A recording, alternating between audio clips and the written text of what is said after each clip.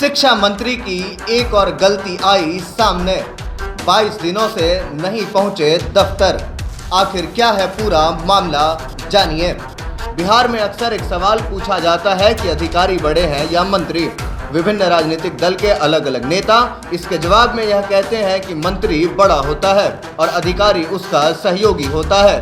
वहीं विपक्षी दल के नेता यह कहते हैं कि बिहार में अधिकारी बड़ा होता है और मंत्री छोटा।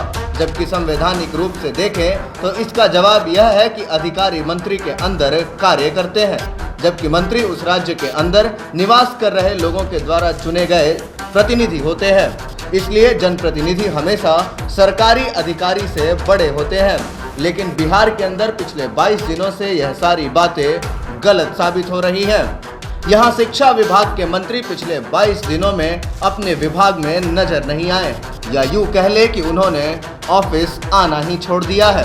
दरअसल शिक्षा मंत्री और विभाग के अपर मुख्य सचिव के पाठक के बीच विवाद के बाद पूरे 22 दिनों तक शिक्षा मंत्री चंद्रशेखर अपने दफ्तर नहीं गए। शिक्षा विभाग का निर्णय के पाठक ले रहे हैं और मंत्री आवास से फाइलें निपटाई जा रही हैं।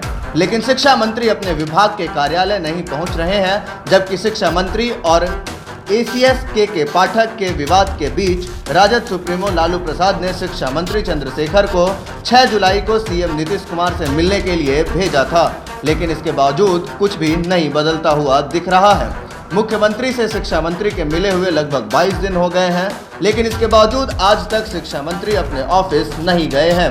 हालांकि शिक्षा मंत्री कैबिनेट की बैठक में जरूर नजर आते हैं, जबकि शिक्षा मंत्री और के पाठक विवाद को महज एक छोटी सी बात कहने वाले महागठबंधन के नेता यह सवाल किया जाता है कि शिक्षा मंत्री कार्यालय क्यों नहीं जा रहे हैं, तो इस पर कोई भी कुछ भी खुलकर बोलने को तैयार नहीं होते हैं।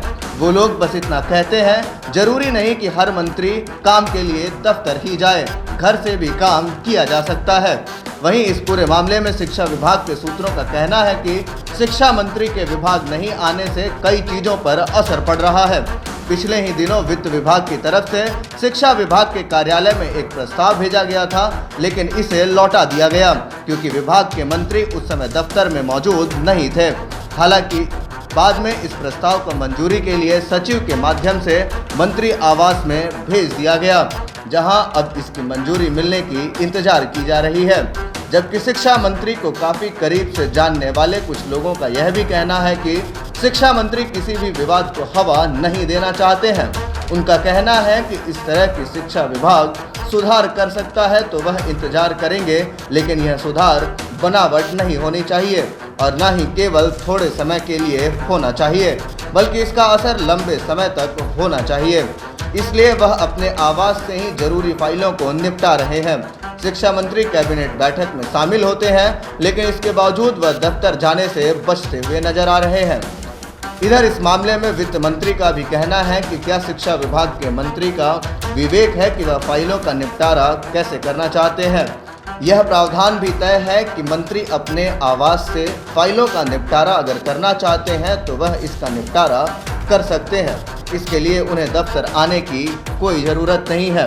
लेकिन 22 दिनों से जो चल रहा है वो कहीं ना कहीं शिक्षा मंत्री और के पाठक के बीच के विवादों को और बड़ा कर रहा है। बने रहिए तमाम अपडेट्स के लिए NBC 24 के साथ। धन्यवाद।